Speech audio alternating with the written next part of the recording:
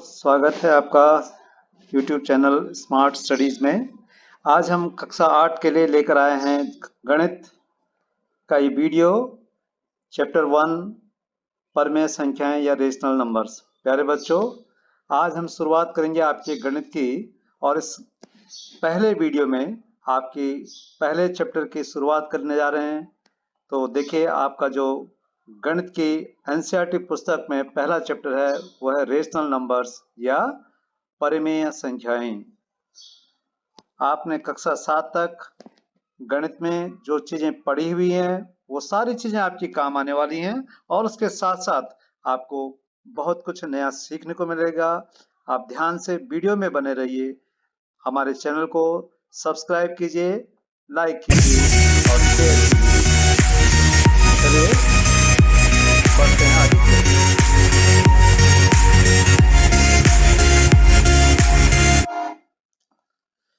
तो जैसे कि हम बात कर रहे थे, आपका जो पहला चैप्टर वो होगा परिमेय संख्याएं। तो लेकिन हम संख्याओं के सिस्टम में संख्याएं क्या क्या हमको मिलती हैं, इन संख्याओं का एक सिस्टम है, और सिस्टम के अंतर्गत हमें देखते हैं कि संख्याएं जब आप शुरू से पढ़ते हैं तो सबसे पहले आप देखिए यहाँ पे ये प्राकृतिक संख्याएं पढ़ते हैं, 1 2 3 4 5, जिनको गिनती कहते हैं आप लोग।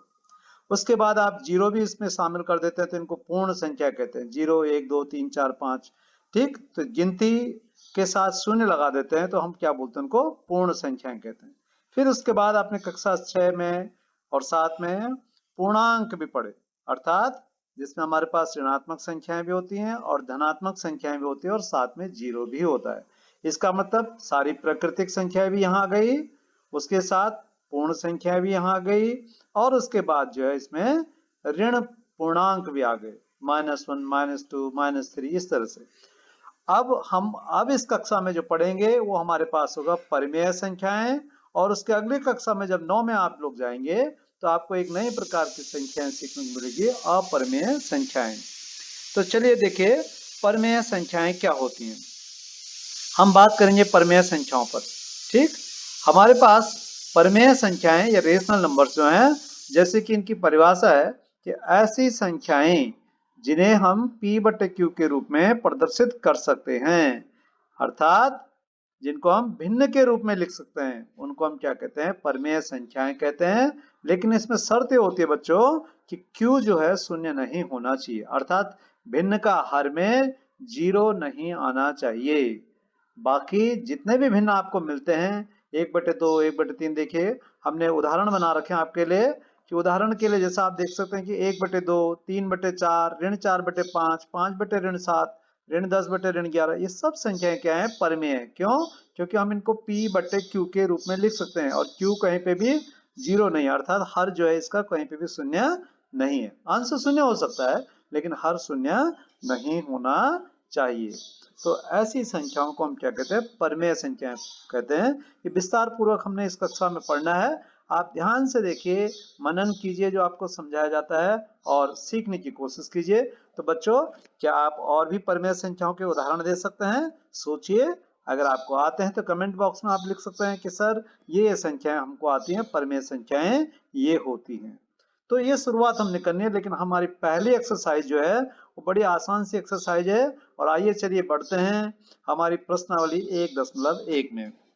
बच्चों, इस प्रश्न के अंतर्गत हमारे पास हम क्वेश्चन नंबर 1 नहीं कर रहे हैं, पहले क्वेश्चन नंबर 2 से शुरू कर रहे हैं, क्योंकि आसान भी है, आपके लिए समझना भी आसान होगा, आपको गणित के नियमों की भी आवश्यकता इसमें नहीं है। तो लिखा है कि निम्नलिखित में से प्रत्येक के योज्य प्रतिलोम ज्ञात कीजिए। प्रतिलोम शब्द का मतलब होता है बच्चों उल्टा, ठीक, रिवर्स, जिसको हम कहते हैं प्रतिलोम। अब यहाँ पर दो तरह के प्रतिलोम होते हैं, योज्य प्रतिलोम और गुणात्मक प्रतिलोम। तो पहला सवाल हम योज्य प्रतिलोम का करेंगे, और दूसरा सवाल हम किस करेंगे, गुणात्मक प्रतिलोम का करेंगे। तो देखिए किस तरह से हम इनको निकालते हैं योज्य प्रतिलोम को। परिभाषा क्या कहती है कि किसी परिमेय संख्या का योज्य प्रतिलोम और उस संख्या का क्या होता है, योगफल शून्य होता है, अर्थात किसी संख्या में उसका योज्य प्रतिलोम अगर जोड़ दें तो उनको दोनों को जोड़ करके क्या आएगा, 0 आता है।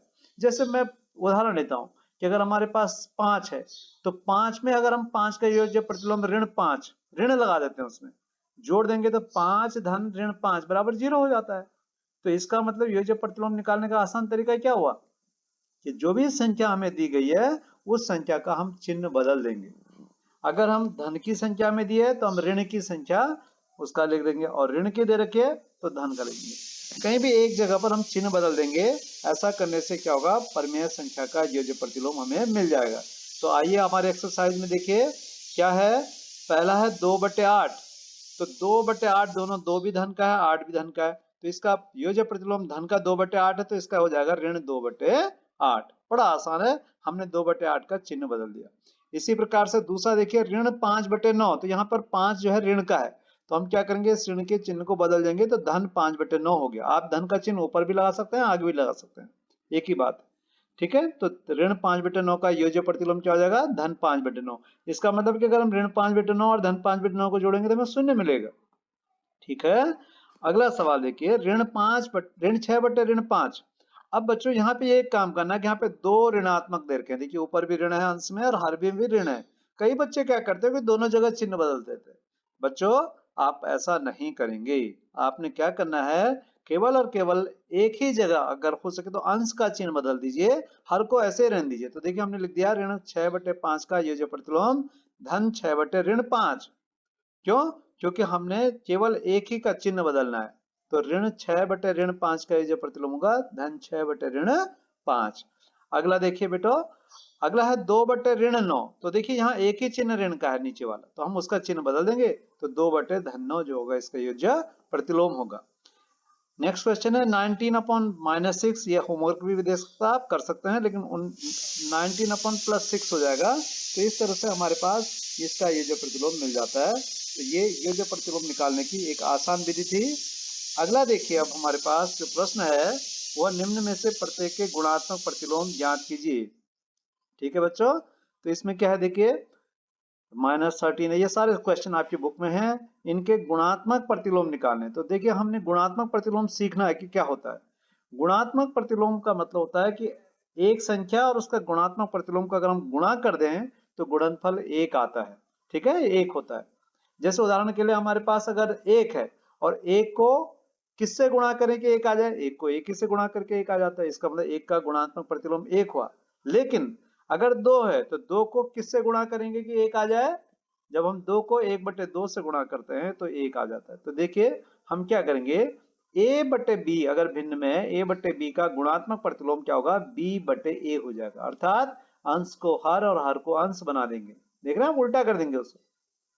गुणात्मक प्रतिलोम कैसे, अगर हम इनको गुणा करेंगे, देखिए तो a से a कट जाएगा और b से b कट जाएगा, तो क्या बन जाएगा, हमारे पास 1 बच जाएगा।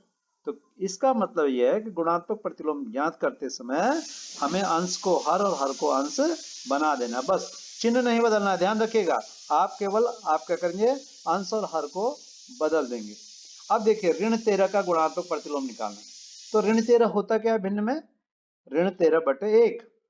तो ऋण 13/1 को उल्टा कर देंगे तो एक अंश बन जाएगा और ऋण 13 हर बन जाएगा, तो 1/ऋण 13, समझ रहे हैं आप, ये बन जाएगा।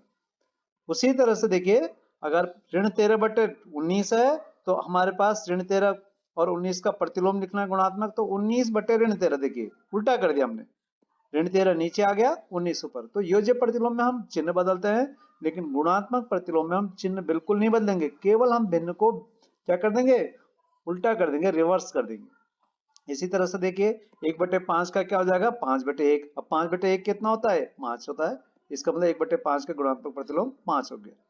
अगला देखिए ऋण 5/8 है, तो बच्चों ये 8 जो है अंश बन जाएगा और ऋण 5 जो है हर बन जाएगा, तो 8/ऋण 5, चिन्ह ऐसे ही रहेगा, ठीक है। केवल आपने उल्टा कर देना, इतना आसान है। ऋण 1 का क्या होता है, ऋण 1/ऋण 1, तो 1/ऋण 1 इसका मतलब ऋण 1 ही आएगा, ठीक है।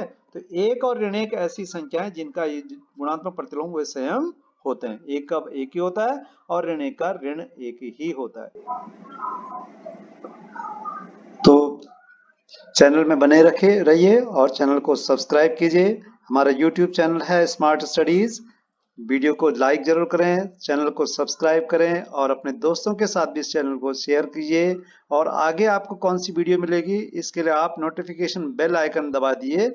आप जो है चैनल को जरूर सब्सक्राइब करें और लाइक करें। मिलते हैं अगले वीडियो में। Have a nice day.